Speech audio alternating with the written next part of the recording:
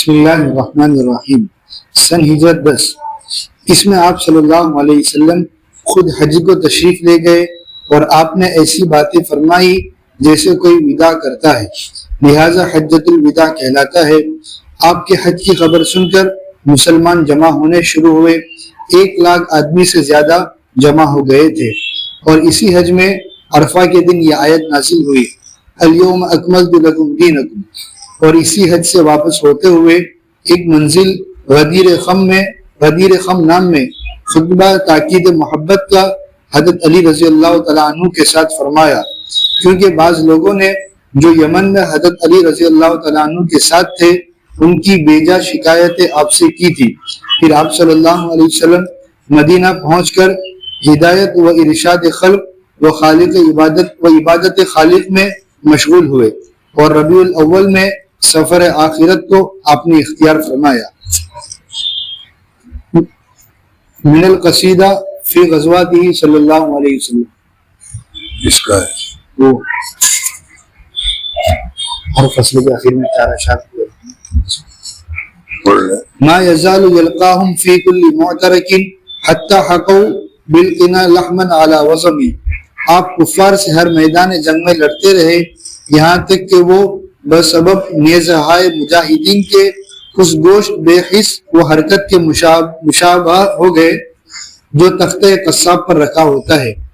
یجر بحر خبیث فوق سابح ترمی بموج من الابطال ملتقمی۔ دین اسلام دریائے لشکر کو جو گھوڑے تیز و نرم رفتار پر سوال ہے کھینچ رہا ہے، ایسے حال میں کہ وہ دریا دلیروں کی موج کو جو باہم متصادم ہے پھینک رہا ہے۔ ہم الجبال فسل عنہم مصادمہم ماذا رأى منہم فی کل مستقم۔ لشکر اسلام پہاڑوں کی مانند ہے، تو ان کا حال و کیفیت استقلال ان کے مقابل سے دریافت کر لے کہ اس نے ان کا ہر جنگ گاہ میں کیا حال دیکھا ہے۔ وصل حنینا وصل بدرا وصل احدا فصول حتف لہم ادھا من الوخم۔ اور ان کا حال مقامات جنگ سے یعنی حنین سے اور بدر سے اور احد سے کفار کے انواع موت کو پوچھ لے جو ان کے حق میں وبا سے بھی زیادہ سخت ضرر ہے۔ ومن یکن برسول اللہ نصرتہ ان تلقتہ الاسد فی آجامها تجمی۔ اور جس کی نصرت ذریعہ رسول اللہ صلی اللہ علیہ وسلم ہوگی، اگر اس کو شیر اپنے بیشوں میں ملے تو وہ دم بخوردہ رہ جاویں گے۔ پھر ہم کیا 18ویں فصل وفود کے بیان میں۔ بسم اللہ الرحمن الرحیم، الحمدللہ رب العالمین والصلاة والسلام علی سید الانبیاء والمرسلین محمد وآلہ وصحبہ اجمعین، اما بعد۔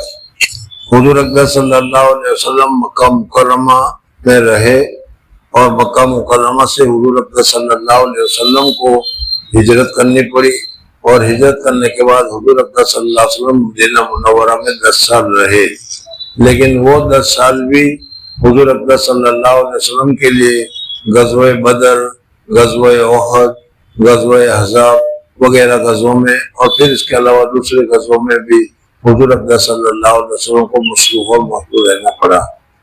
لیکن اس میں ایک مرتبہ حضور اکرم صلی اللہ علیہ وسلم نے خواب دیکھا کہ میں عمرہ کے لیے جا رہا ہوں، عمرہ کر رہا ہوں، مسجد حرام میں بیت اللہ میں داخل ہوا۔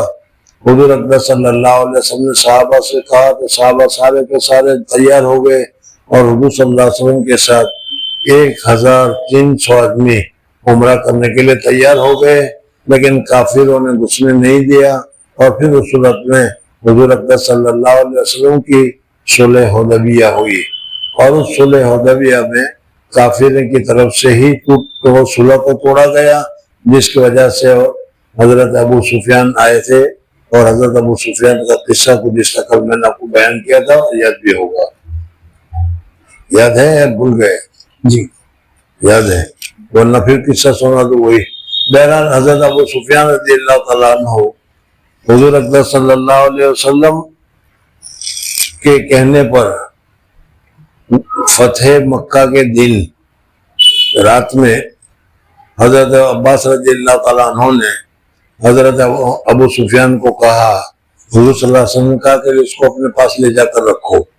حضرت عمر نے کہا کہ یا رسول اللہ صلی اللہ علیہ وسلم، یہ کافر ہے، بغیر ویزا کے آیا ہے، بغیر اطلاع کے آیا ہے، قید ہو گیا، اس کو ختم کر دو، اس نے ساری زندگی بہت تکلیف دی ہے۔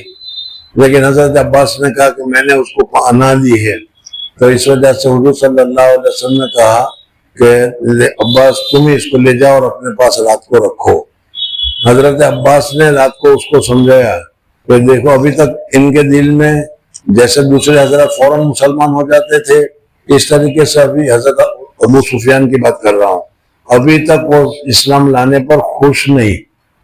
حضرت عباس رضی اللہ تعالیٰ عنہ نے کہا کہ جلدی سے کلمہ پڑھ لو، حضور صلی اللہ علیہ وسلم کے پاس جاؤ اور جا کر کلمہ پڑھ لو اور کلمہ پڑھ کر مسلمان ہو جاؤ، ورنہ ابھی حضرت عمر فاروق رضی اللہ تعالیٰ عنہ راستے میں کہیں مل گئے تو صفایا کر دیں گے۔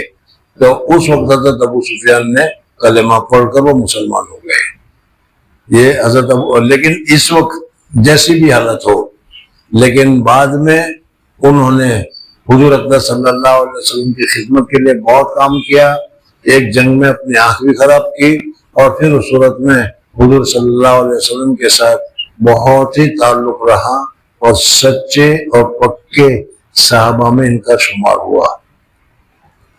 اس وقت موجودہ زمانے میں اگر آپ لوگ واٹس ایپ وغیرہ دیکھتے ہوں گے تو بہت سارے لوگ حضرت ابو سفیان کے خلاف، حضرت امیر معاویہ کے خلاف بہت بکواس کرتے ہیں، لیکن صحابہ کرام رضوان اللہ تعالیٰ علیہ مجمعین کے کسی صحابی کے خلاف، چاہے وہ ادنائی صحابی کیوں نہ ہو، ہمیں زبان درازی نہیں کرنی چاہیے۔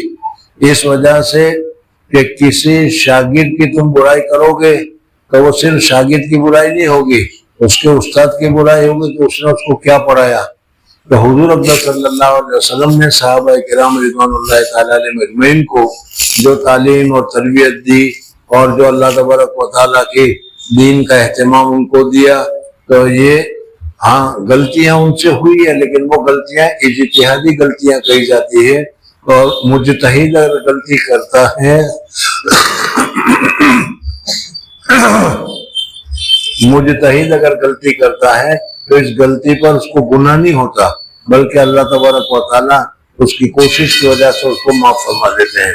بہرحال اب صرف آخری سال رہ گیا، 10واں سال، اور اس سے پہلے کل بتایا تھا کہ 9ویں سال میں حضرت حضور اکرم صلی اللہ علیہ وسلم نے حضرت ابوبکر صدیق رضی اللہ تعالیٰ عنہ کی اطاعت میں، امارت میں حج کے لیے صحابہ کرام رضوان اللہ تعالیٰ علیہ مجمعین گئے۔ حج کی فرضیت ہو گئی، لیکن حضور اکرم صلی اللہ علیہ وسلم فوراً نہیں گئے، بلکہ اپنی جگہ پر حضرت ابوبکر صدیق رضی اللہ تعالیٰ عنہ کو بھیج دیا۔ اس میں یہ مسئلہ بھی معلوم ہو گیا کہ اگر کسی آدمی کے پاس پیسے آ جائے تو پیسے آنے کی وجہ سے حج فرض تو ہو جائے گا، لیکن فوراً اسی سال اسی وقت کرنا ضروری نہیں ہے، بلکہ مرنے سے پہلے اگر اس نے ادا کر لیا تو اللہ تبارک و تعالیٰ کے یہاں وہ گنہگار نہیں ہوگا۔ اب رہ گئی یہ بات کہ بھائی حضور صلی اللہ علیہ وسلم نے کیوں کیا، کیوں نہیں کیا، اور حضرت ابوبکر کو کیوں بھیج دیا، اس کی وجہ میں بتلا چکا ہوں، جس میں بتایا تھا کہ وہ لوگ اپنے ایام کو جیسے آج کل ہمارے یہاں ادھک چلتا ہے، اس طریقے سے ادھک کر کے کبھی 12 مہینے کا سال، کبھی 13 مہینے کا سال کیا کرتے تھے۔ اس لیے اصل ذی الحجہ اس وقت میں نہیں تھا جس وقت میں حضرت ابوبکر گئے تھے۔ دوسری بات یہ ہے کہ ابھی تک کافروں کا قبضہ پورا نکل، کافر سارے کے سارے مسلمان ابھی نہیں ہوئے تھے، اور وہ کافر بھی بہت سارے تھے، وہ بھی حج میں آیا کرتے تھے، وہ ننگا حج بھی کرتے تھے، پھر ان کا حج جو ہوتا تھا اپنے طریقے پر ہوتا، بتوں کے ساتھ ہوتا تھا۔ ان ساری چیزوں کی وجہ سے حضور اکرم صلی اللہ علیہ وسلم نے اب کافروں کو الٹیمیٹم دے دیا کہ آئندہ سال سے کسی کافر کو حج کے لیے آنے کی اجازت نہیں ہے، سمجھنا ہے۔ اور پھر حضرت عمر فاروق رضی اللہ تعالیٰ عنہ کے دور میں سارے یہودیوں کو جزیرۃ العرب، عرب کے سرزمین سے سب کو نکال باہر کیا، اور آج تک وہاں بورڈ بھی لگا ہوا ہے اور مشہور بھی ہے کہ مکہ مکرمہ حرم میں آج تک کوئی کافر کو آنے کی یا جانے کی یا رہنے کی مطلقاً اجازت نہیں ہے، لیکن اب جو حکومت آئی ہے اس حکومت نے سب گڑبڑ کر دیا ہے۔ خیر جو کچھ کیا ہو، ابھی مجھے بتانا تھا کہ حضور اکرم صلی اللہ علیہ وسلم نے اس سال حج نہیں کیا، لیکن جب 9واں سال پورا ہو گیا اور وہاں اعلان بھی ہو گیا کہ آئندہ سال سے کوئی کافر حج کے لیے نہیں آئے گا، آئندہ سال سے کوئی آدمی ننگا طواف نہیں کرے گا، سمجھ میں آ گیا؟ تو اس کے بعد پھر حضور اکرم صلی اللہ علیہ وسلم نے 10ویں ذی الحجہ ہوئی یعنی 10واں سال ہوا، اس وقت حضور صلی اللہ علیہ وسلم نے خود اعلان کر دیا کہ میں حج کے لیے جانے والا ہوں، جو آنا چاہے اور جو نسک حج کے احکامات ہے جو سیکھنا چاہیں معلوم کرنا چاہیں وہ میرے ساتھ حج کے لیے حج کے لیے آ جائیں۔ بس یہ اعلان ہونا ہی تھا کہ مکہ مکرمہ سے بلکہ عربستان میں جہاں کئی گاؤں میں جہاں مسلمان تھے وہ سارے کے سارے حضور اکرم صلی اللہ علیہ وسلم کے ساتھ حج کرنے کے ارادے سے سارے کے سارے مدینہ منورہ میں جمع ہونا شروع ہوئے۔ ذی-قعدہ یہ تو سوال میں آتی ہے، سوال کے بعد دوسرا مہینہ ذی-قعدہ ہے اور ذی-قعدہ کے بعد پھر مہینہ آتا ہے ذی الحجہ کا، حج کے مہینے کا۔ تو ذی-قعدہ میں مدینہ منورہ میں بہت سارے صحابہ کیا ہیں اپنے اپنی جگہوں سے حضور صلی اللہ علیہ وسلم کے ساتھ حج کرنے کے ارادے سے جمع ہو گئے۔ جو لوگ مدینہ منورہ میں تھے وہ بھی سارے کے سارے تیار ہو گئے۔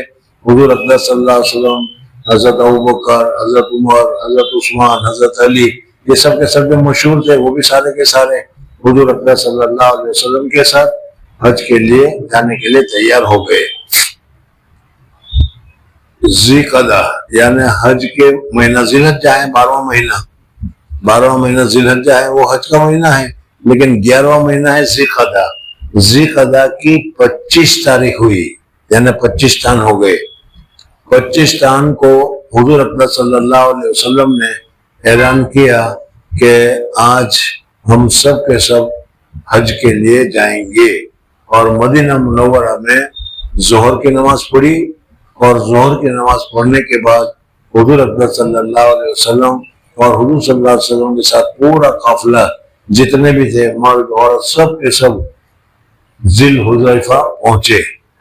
یہ 3 یا 4 میل کے فاصلے پر ایک جگہ ہے۔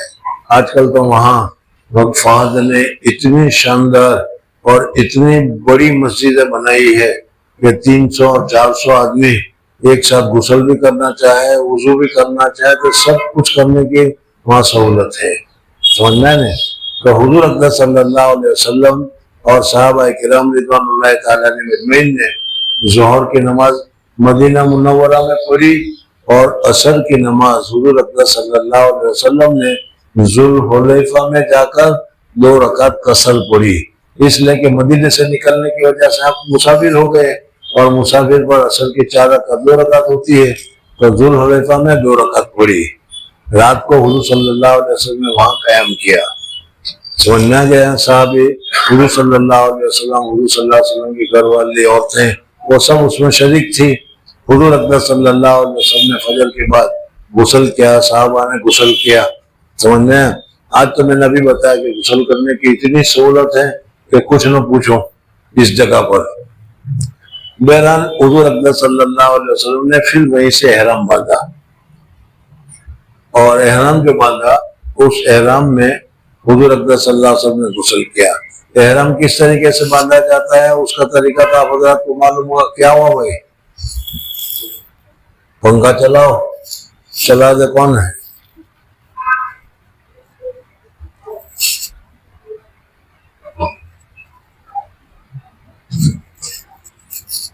حضور اکرم صلی اللہ علیہ وسلم نے صبح کو غسل کیا، اور غسل کرنے کے بعد 2 رکعت احرام باندھنے کا طریقہ یہ ہے کہ آدمی پہلے تو غسل کرے۔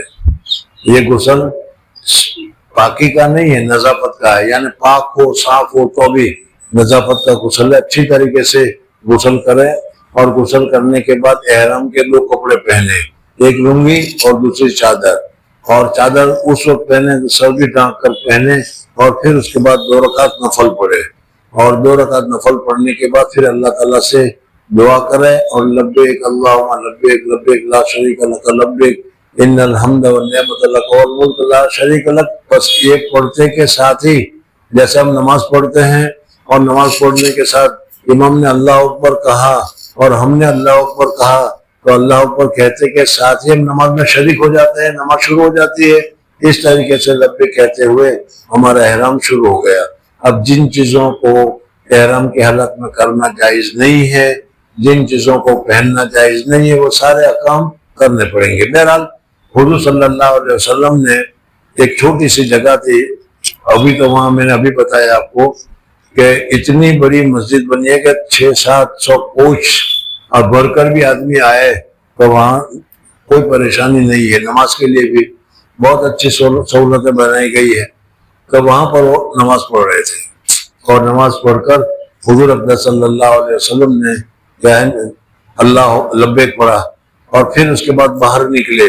باہر آپ کی اونٹنی کھڑی تھی, پھر اس اونٹنی کے اوپر جب آپ بیٹھے ہیں تو ظاہر بات ہے کہ مسجد تو نہیں تھی لیکن چھوٹی جگہ میں جہاں احرام باندھا وہاں 10-15 آدمی کو ہی پتہ چلا کہ حضور صلی اللہ علیہ وسلم نے نماز پڑھی ہے, حضور صلی اللہ علیہ وسلم نے تلبیہ پڑھا ہے, لبیک پڑھا ہے. حضرت عبداللہ ابن عمر رضی اللہ عنہ جیسے بڑے صحابی, اس لیے کہ حضور صلی اللہ علیہ وسلم کے ساتھ اس وقت چھوٹا سا مجمع نہیں تھا, لاکھوں کے قریب لوگ جمع ہو گئے تھے اور کیا ہے وہ وہاں پر پہنچے تھے. اس لیے حضرت عبداللہ بن عمر رضی اللہ عنہ دور سے انہوں نے دیکھا کہ حضور صلی اللہ علیہ وسلم نے اونٹنی پر کھڑے ہوئے, اونٹنی پر بیٹھے اور اونٹنی کو اٹھایا اور اونٹنی جب کھڑی ہو گئی تب حضور صلی اللہ علیہ وسلم نے پڑھا لبیک اللہم لبیک لبیک لا شریک لک لبیک ان الحمد والنعمت لک والملک لا شریک لک. تو وہ یہ سمجھے کہ حضور صلی اللہ علیہ وسلم نے اس وقت پڑھا ہے.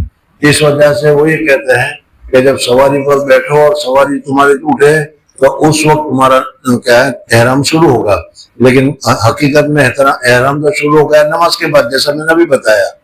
بہرحال پھر حضور صلی اللہ علیہ وسلم وہاں سے 25, 26, 27, 28, 29 یا 30, 1, 2 اور 3 8 دن ہو گئے. سمجھ میں نے ذوالحلیفہ سے حضور اقدس صلی اللہ علیہ وسلم کو اونٹ کے ساتھ چل رہے تھے, اس لیے 8 دن کے بعد مکہ مکرمہ پہنچے. سمجھنا گیا, یہ حضور اقدس صلی اللہ علیہ وسلم کی حجۃ الوداع ہے. اور حجۃ الوداع کو حجۃ الوداع اس وجہ سے کہتے ہیں کہ اس میں حضور صلی اللہ علیہ وسلم نے بعض الفاظ اور بعض باتیں ایسی کی جیسے کوئی بدعہ کرنے والا کسی کے ساتھ کرتا ہے کہ ہو سکتا ہے بھائی آئندہ سال ہماری ملاقات نہ ہو سکتا ہے کہ آج کے بعد تمہاری ہماری ملاقات نہ ہو. تو ان چیزوں کی وجہ سے اس حج کو حجۃ الوداع سے تعبیر کیا جاتا ہے. اور حضور اکرم صلی اللہ علیہ وسلم نے جو شرعی حج ہے اسلامی حج ہے, اس لیے کہ آج سے پہلے تو حج تو ہوتا ہی تھا لیکن کیا ہے کافرانہ طرز پر ہوتا تھا اور وہاں مشاعرے لگتے تھے اور اشعار پڑھی جاتی تھی وغیرہ, وہ سب بند ہو گیا. اور اسلامی طریقے پر حج کس طریقے سے کیا جاتا ہے, اسلامی طریقے پر عمرہ کس طریقے سے کیا جاتا ہے, وہ سارا حضور اکرم صلی اللہ علیہ وسلم نے تفصیل کے ساتھ وہاں پر بتایا. عرفہ کے دن حضور اکرم صلی اللہ علیہ وسلم نے روزہ نہیں رکھا. عرفہ کے دن روزہ رکھنے کی بہت ساری فضیلت ہے. عرفہ کا دن جانتے ہو نا, ذی الحجہ سے پہلے کا دن, 10ویں ذی الحجہ سے پہلے جو 9 ذی الحجہ ہے اس کو عرفہ کہتے ہیں. عرفہ کے دن کا روزے رکھنے کا ثواب 2 سال کے برابر ہے. دوسرے دن کے روزے کا ثواب تو 1 سال کے برابر ہے, لیکن عرفہ کے دن کے روزے کا ثواب 2 سال کے برابر ہے. 1 سال یہ اور 1 سال آئندہ. اس لیے حضرت شیخ نور اللہ مرکزی فرماتے ہیں کہ حدیث میں تو نہیں ہے لیکن اس سے یہ سمجھ میں آتا ہے کہ جس آدمی نے عرفہ کا روزہ رکھا وہ 1 سال آئندہ جیے گا, جبھی تو اس سال کے گناہ معاف ہوں گے. سمجھ میں آنے, اس لیے اگر کیا ہے عرفہ کا روزہ رکھو گے تو عرفہ کا روزہ کا ثواب بھی ملے گا اور 1 سال جینے کی گویا کہ اللہ تعالیٰ کی طرف سے ایک تمہیں گارنٹی بھی مل جاتی ہے. آج آپ حضرت نے تو اس عرفہ کے دن رکھا ہی ہوگا.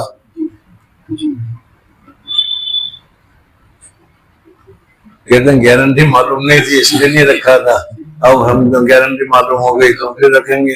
تو پھر روزہ گارنٹی کے لیے ہوگا, پھر اللہ کی رضا کے لیے نہیں ہوگا. خیر بہرحال روزہ رکھنا چاہیے, نہ رکھ سکو کسی وجہ سے وہ اور چیز ہے. حضور اقدس صلی اللہ علیہ وسلم ذی الحجہ کی 4 تاریخ کو مکہ مکرمہ میں پہنچے. 4 5 6 7 4 دن کے بعد حج کے دن شروع ہو جائیں گے. سمجھ میں آئے نہیں. بہرحال بہت لمبی تفصیل ہے حضور اقدس صلی اللہ علیہ وسلم کے حجۃ الوداع کی. یہاں پر یہ بتایا گیا ہے. لہذا آپ کے حج کی خبر سن کر مسلمان جمع ہونے شروع ہوئے. 1 لاکھ آدمی سے زیادہ جمع ہو گئے تھے, اور اسی حج میں عرفہ کے دن یہ آیت نازل ہوئی. عرفہ کا دن آیت نازل ہوئی, الیوم اکملت لکم دینکم واتممت علیکم نعمتی ورضیت لکم الاسلام دینا. عرفہ بہت بڑا ایک میدان ہے, چچن میدان ہے. ابھی وہ کیا کہتے ہیں اسے,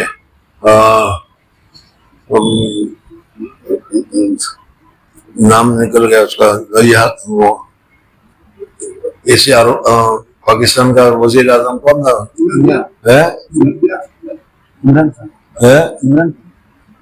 اس سے پہلے خان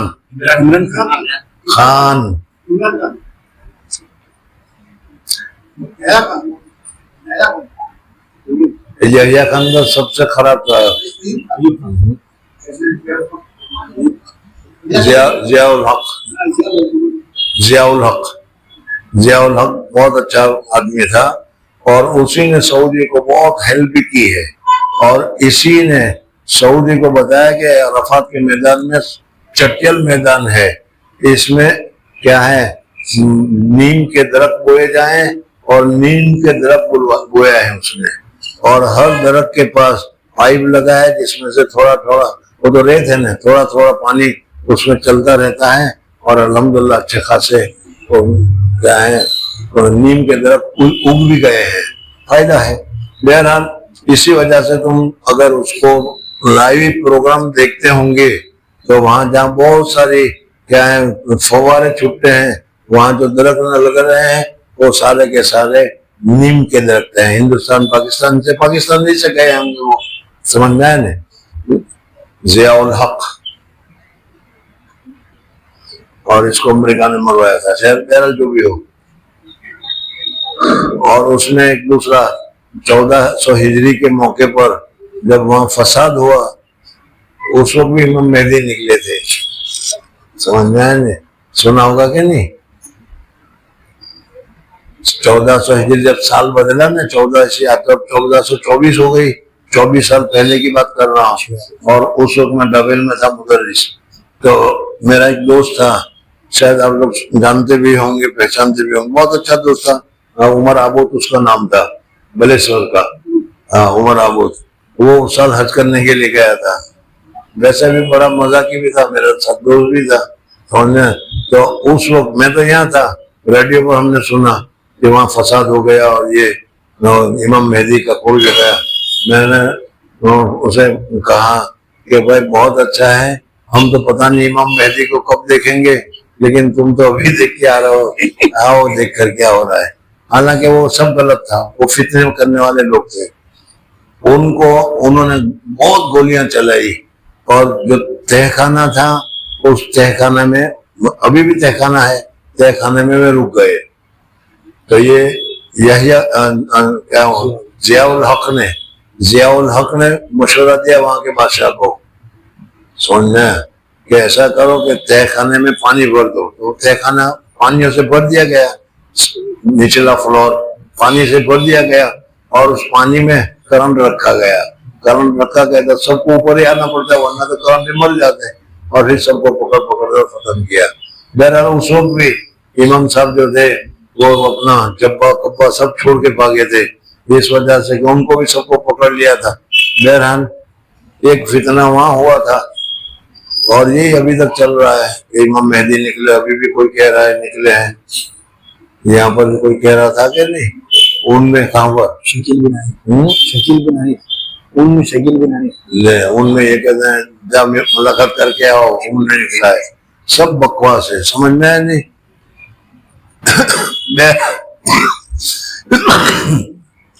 بہرحال حضور اقدس صلی اللہ علیہ وسلم 4 تاریخ کو مکہ مکرمہ میں پہنچ گئے. یہاں کیا تھا؟ بس اليوم اکملت لکم آیت نازل ہوئی. حضور اقدس صلی اللہ علیہ وسلم عرفہ کے دن میدان میں تھے. صحابہ کرام رضوان اللہ تعالیٰ علیہ مجمعین میں اختلاف ہوا. وہ روزے کے وقت یاد آیا تھا, بھول گیا کہ صحابہ نے کہا کہ حضور صلی اللہ علیہ وسلم کا آج روزہ ہے یا روزہ نہیں ہے, معلوم کرنا چاہیے. تو پھر کیا ہے, ازواج مطہرات نے سکھا کوئی اس میں پریشانی کی کیا بات ہے, دودھ کا ایک پیالہ حضور صلی اللہ علیہ وسلم کے ہدیے میں بھیجا. عرفات کے میدان میں تھے, حضور صلی اللہ علیہ وسلم سواری پر تھے, دودھ کا ہدیہ آیا تو حضور صلی اللہ علیہ وسلم نے اسی وقت دودھ کو سب کے سامنے پی لیا. اس سے معلوم ہے کہ حضور صلی اللہ علیہ وسلم کا آج روزہ نہیں ہے. حجیوں کو نہیں رکھنا چاہیے لیکن غیر حجیوں کو ضرور رکھنا چاہیے. بہرحال پھر حضور اقدس صلی اللہ علیہ وسلم نے وہ جو حج کے سارے اعمال کے تقریر کی, اور سب سے بڑھیا تقریر وہ ہے جو عرفات کے میدان میں کی. اور آج بھی عرفات کے میدان میں تقریریں کی جاتی ہے مستقلاً. ان لوگوں کا جو بڑا امام ہے عبداللہ بن باز, وہ آگے تقریر کرتے تھے, ابھی کوئی دوسرا کر رہا ہے. بہرحال وہ تقریر کرتے ہیں. چل پھر آگے. حضرت عمر فاروق رضی اللہ تعالیٰ عنہ کے پاس ایک یہودی آیا, کعب بن احبار آئے تھے. انہوں نے کہا کہ آپ کے پاس قرآن پاک میں ایک آیت ہے, وہ آیت اگر ہم لوگوں کے پاس ہوتی, یعنی ہمارے مذہب میں یہودیوں کے مذہب میں اتری ہوئی ہوتی, تو اس دن کو ہم عید کا دن مناتے. تمہارے پاس اتنی بڑی آیت ہے لیکن اس دن کو تم عید بھی نہیں مناتے, کچھ بھی نہیں کرتے. حضرت عمر فاروق رضی اللہ تعالیٰ نے فرمایا کون سی آیت؟ تو انہوں نے یہ آیت فرمائی کہ الیوم اکملت لکم دینکم واتممت علیکم نعمتی ورضیت لکم الاسلام دینا. تو حضرت عمر فاروق رضی اللہ تعالیٰ نے فرمایا کہ یہ آیت جب نازل ہوئی تو حضور اقدس صلی اللہ علیہ وسلم عرفات کے میدان میں تھے, اور عرفات کے میدان میں بھی شام کے وقت آیت نازل ہوئی. اور عرفہ کا دن سال بھر میں سب سے بڑا دن ہے, اس وجہ سے ہمیں عید منانے کی ضرورت نہیں. اللہ تبارک و تعالیٰ نے اس دن کو, عرفہ کے دن کو پہلے ہی سے عید کا دن بنا رکھا ہے. اور فرمایا کہ اس دن حضور صلی اللہ علیہ وسلم نے جس دن حج کیا تھا وہ دن جمعہ کا دن تھا, عرفہ کا دن. تو جمعہ کا دن ہفتے کی عید ہے, اس لیے تو ایک دن نہیں, وہ ایک ہی دن لیکن دو عید, سال بھر کی بھی عید عرفہ کی اور ہفتے کی عید جمعہ کی. ہمیں تو عید منانے کی ضرورت نہیں, اللہ تبارک و تعالیٰ نے پہلے اس کو ہمارے لیے عید بنا دیا ہے. بہرحال حضور اکرم صلی اللہ علیہ وسلم نے عرفات کے میدان میں خطبہ دیا, اور وہ خطبہ بہت ہی مشہور ہے, اور آج بھی کیا ہے لوگوں میں جو خطبہ کو تشریح کرنے والے لوگ ہیں, ہر زبانوں میں تشریح ہوتی رہتی ہے, اور اس میں حضور صلی اللہ علیہ وسلم نے بہت ساری باتوں کو بتایا. اور ایک درمیان میں باتیں بتا دوں کہ حضور اکرم صلی اللہ علیہ وسلم کے ساتھ حج کرنے کی بہت بڑی فضیلت ہے, ظاہر بات ہے. اور حضور اکرم صلی اللہ علیہ وسلم نے اس کو اعلان بھی کیا کہ جو لوگ حج کے احکام جاننا چاہیں وہ آئیں ہمارے ساتھ حج کریں, اور حضور صلی اللہ علیہ وسلم کے ساتھ انہوں نے حج بھی کیا.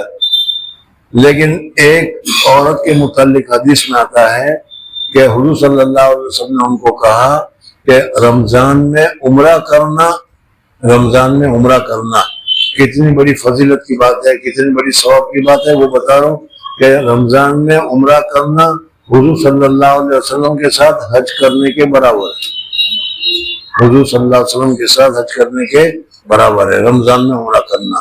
سمجھ میں آ گیا؟ اس وجہ سے موقع ملے تو رمضان میں ضرور عمرہ کرنا چاہیے. چل بھائی.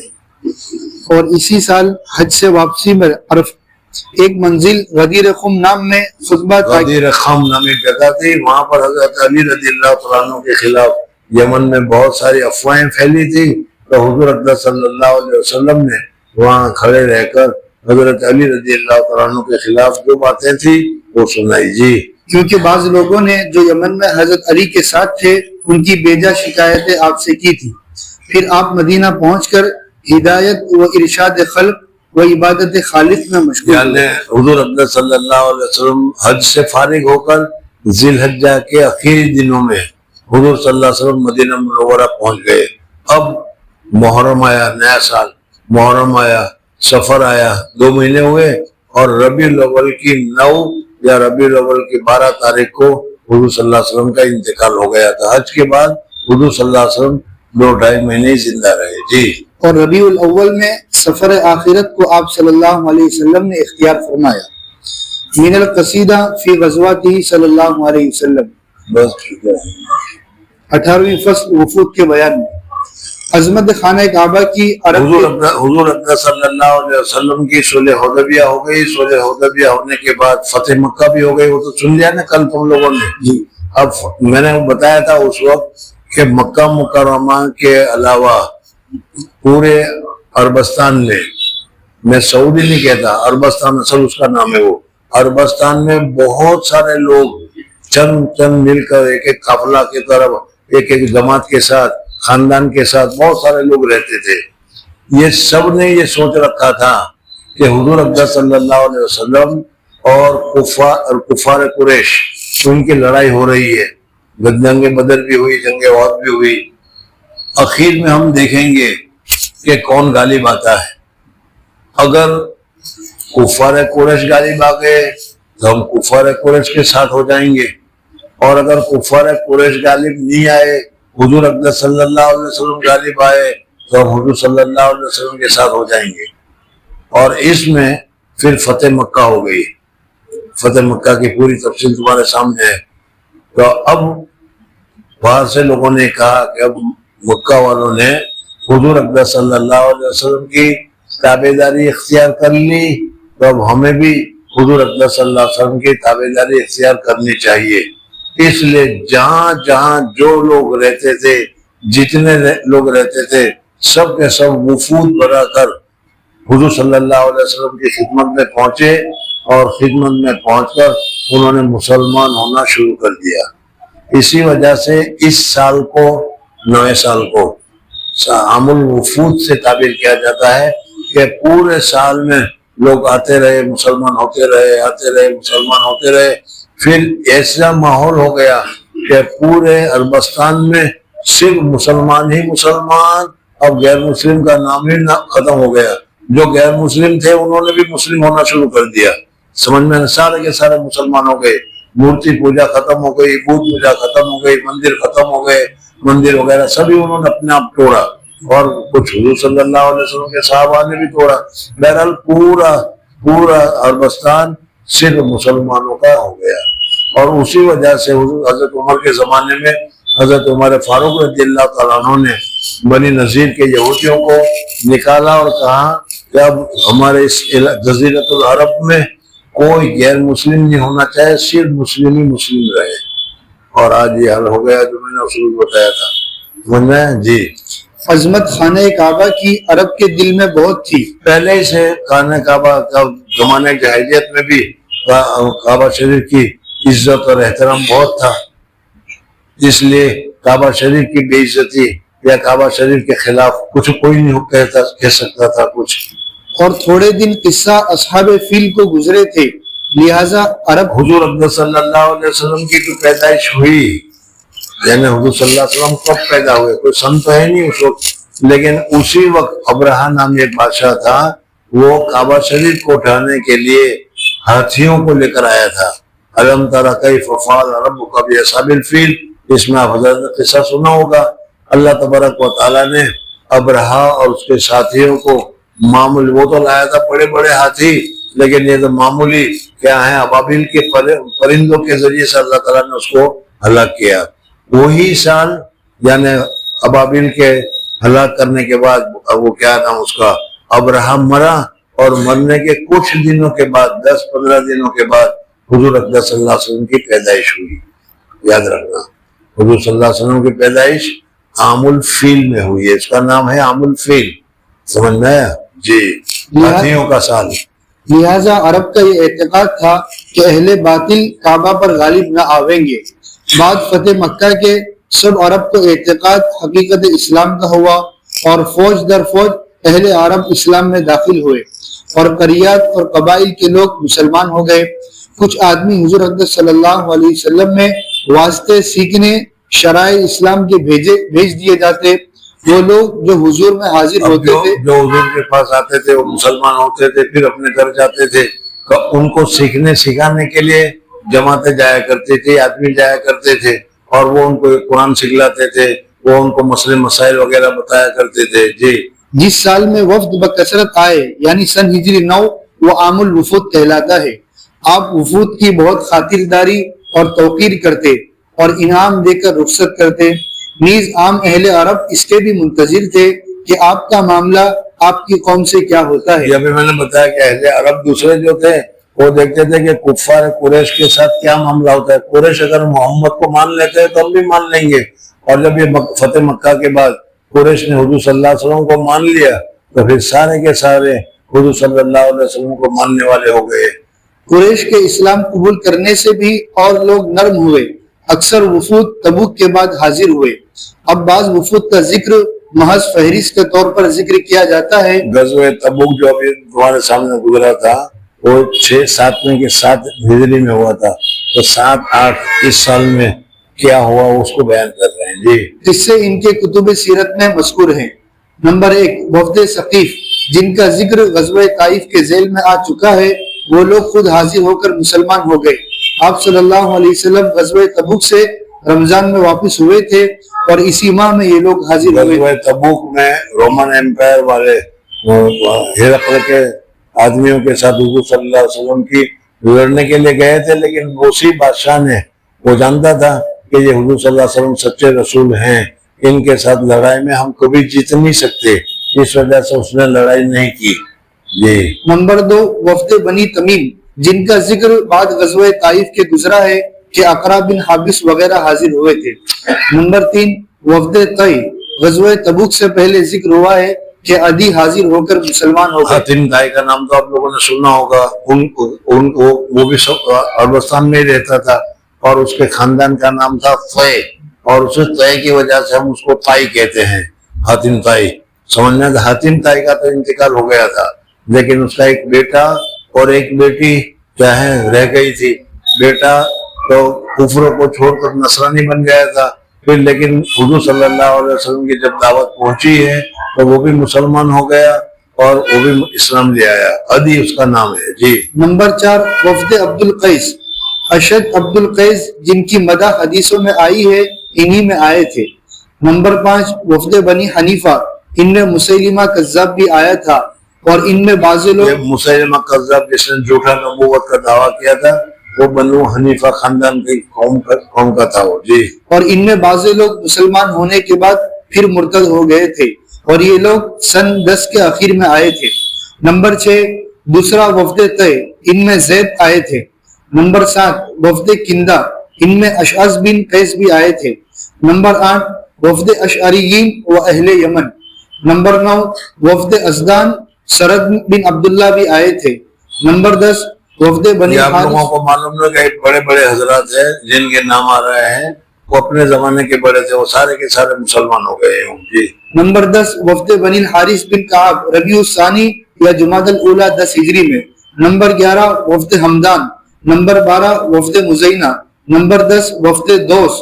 نمبر 14، وفد نجران۔ دوست یہ ابو ہریرہ رضی اللہ تعالیٰ عنہ کے خاندان والے ہیں۔ نمبر 15، وفد بنی سعد بن بکر یہ آنے والے زمام بن ثعلبہ تھے۔ نمبر 16، طارق بن عبداللہ ماں اپنی قوم کے۔ نمبر 17، وفد بنی سعد از قبیلہ قزاع۔ نمبر 19، وفد بنی قزارہ بعد تبوک۔ نمبر 20، وفد بنی اسد۔ نمبر 21، وفد بحرہ۔ نمبر 22، وفد ازرا سفر سن ہجری 9 میں۔ نمبر 23، وفد بلا سن ہجری 9 اور 8، سن ہجری 8 اور سن ہجری 9 اور پھر سن ہجری 10، یہی 3 سال میں سارا کے سارا عرب مسلمان ہو گیا، ہر گاؤں مسلمان ہو گیا۔ جی، وفد خولان شعبان 10 ہجری میں۔ وفد محارب سال حجت الوداع میں۔ وفد صدا سن ہجری 8 میں۔ وفد غسان رمضان میں۔ وفد سلامان شوال 10 ہجری میں۔ وفد بنی عبس سن ہجری 9 میں۔ دوسرا وفد ازد ان میں سوید بن حارث آئے تھے۔ وفد بنی منتفق، وفد نخا اور یہ آخری وفود ہے۔ من القصیدہ یا خیر من یمم العافون ساحتہ سعیا وفوق متون العیوق الرسم، اے بہترین ان کے سائل دوڑتے ہوئے اور تیز رو اونٹنیوں کی پشتوں پر سوار ہو کر ان کی درگاہ کا قصد کرتے ہیں جیسے کہ وفود آتے تھے۔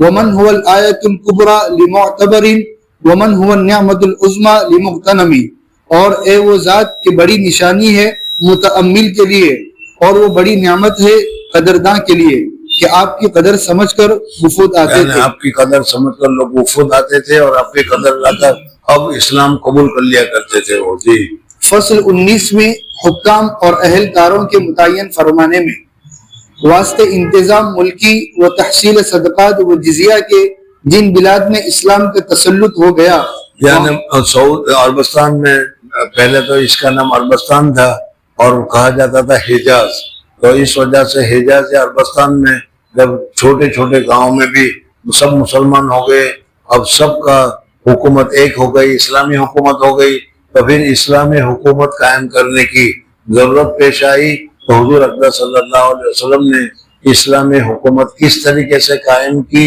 اس کی تفصیلات یہاں ذکر کر رہے ہیں۔ جی واسطے انتظام ملکی و تحصیل صدقات و جزیہ کے جن بلاد میں اسلام کا تسلط ہو گیا وہاں اس کام کے لیے ان صاحبوں کو مأمور فرمایا۔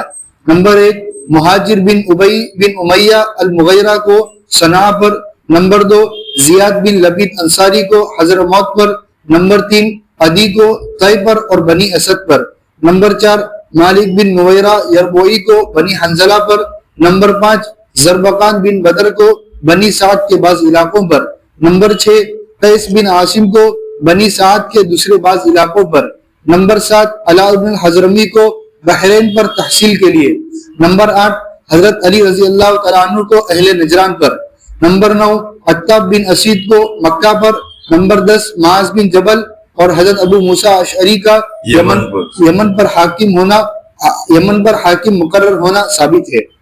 من القصیدہ فی کل منتدب للہ،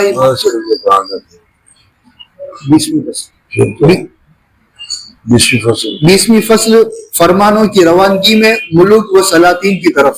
ہاں وہ بادشاہوں کے نام تو خطوط لکھے تھے وہ تو پہلے لکھے تھے لیکن اب وہ ترتیب میں بعد میں آ گئے۔ حضور صلی اللہ علیہ وسلم نے صلح حدیبیہ کر لیا اور صلح حدیبیہ میں یہ طے کیا کہ 10 سال تک ہم آپس میں لڑیں گے نہیں، نہ مسلمان کافروں کے ساتھ لڑیں گے مکہ والوں کے ساتھ، نہ کافر مسلمانوں کے ساتھ لڑیں گے۔ تو 10 سال جب لڑائی سے امن ہو گیا تو ان لوگوں نے یعنی کافروں نے مکہ والوں نے تو اپنے کیا بزنس کو درست کرنے کی سوچا، اس لیے کہ بزنس کے بغیر ان کو چارہ کار نہیں تھا، مکہ میں تو کوئی پیدا ہوتا ہی نہیں تھا کچھ، اس وجہ سے وہ وہاں سے لا کر بیچتے تھے۔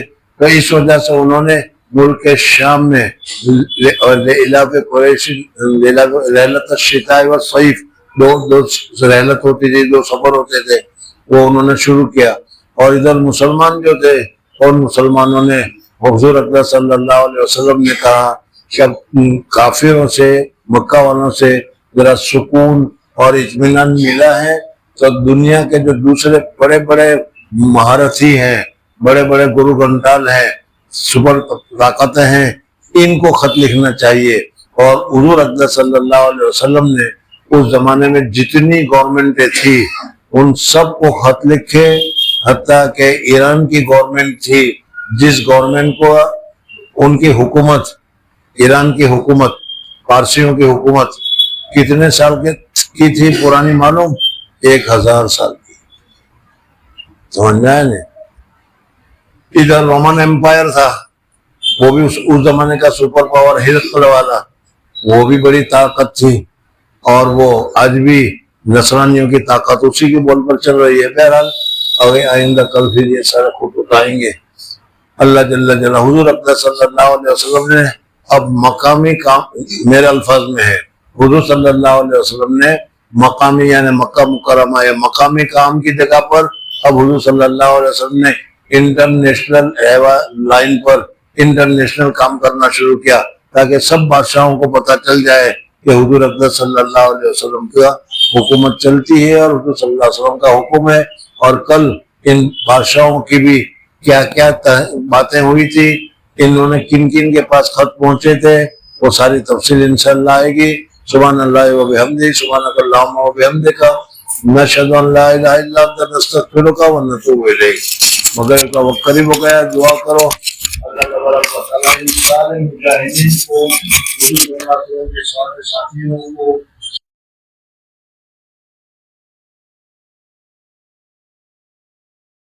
کوششوں کی وجہ سے آج یہ دین اسلام ہمارے پاس پہنچا اور ہم اللہ تبارک و تعالیٰ کی عبادت کی طرف متوجہ ہوئے، ورنہ پتہ نہیں کون سے پتھر پر بھولتے ہوتے